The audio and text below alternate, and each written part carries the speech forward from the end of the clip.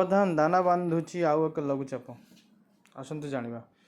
आसवे कि बात्या पुणी बंगोपसागर सृष्टि हेब लघुचापर अवपात वैज्ञानिक गवेषणा कर दिन व्यवधान पर पुणी वर्षा भेजिब ओडिशा दाना बांधुची आउ एक लघुचाप बंगोपसागर एक लघुचाप सृष्टि हेबार संभावना रही 23 तारिख सुधा लघुचाप हेबार